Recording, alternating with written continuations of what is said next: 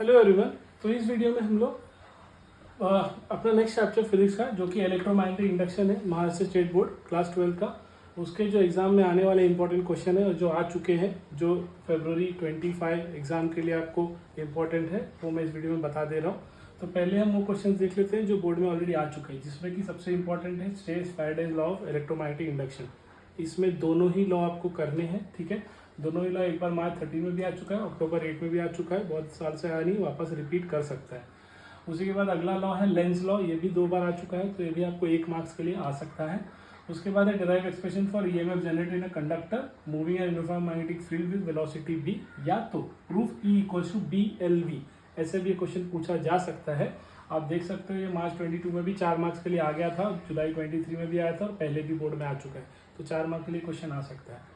उसके बाद है what are eddy currents, write two application, तो सिर्फ एप्लीकेशन लिखना है, उसको एक्सप्लेन नहीं करना है, तो 3 मार्क्स के लिए आ सकता है, ठीक है, या 2 मार्क्स के लिए भी आ सकता है। वैसे ही expression for energy stored in a magnetic field in terms of induce current, ये भी बोर्ड एग्जाम में फरवरी 23 लास्ट ईयर 3 मार्क्स के लिए आया था, तो फिर से रिपीट होने का चांस है।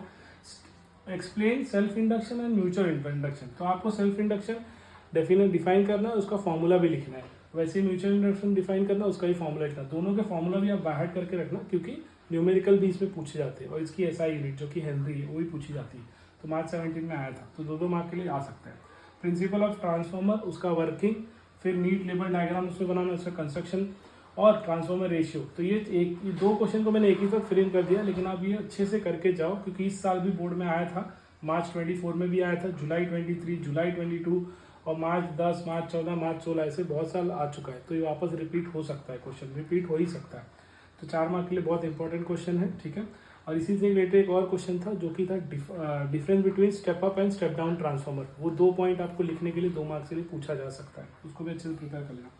Expression for inductance per unit length near middle of a long solenoid, ये 3 मार्क्स के लिए आपको आ सकता है, कभी नहीं आया तो वापस आ सकता है ये ऐसा। और show that self induction in a circuit is equals to L equals to +2W, ठीक है, वर्क डन वाला इक्वेशन जो हाफ LI स्क्वायर है उसी से इक्वेट हुआ है, ठीक है। वैसे ही define coefficient of coupling, right is formula, coupling का आपको डेफिनेशन करना है, कपलिंग का फॉर्मूला, कपलिंग के फॉर्मूले पे इस साल पिछले साल भी न्यूमेरिकल आया था, इस साल तो सीरीज में ऐड है इंडक्टेंस, तो L1 + L2 ऐसा करके इसी चैप्टर का था, तो ऐसे आप 1 मार्क की कपलिंग के भी आ सकते हैं क्वेश्चन आपको, ठीक है।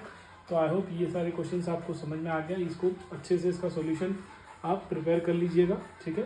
Thank you.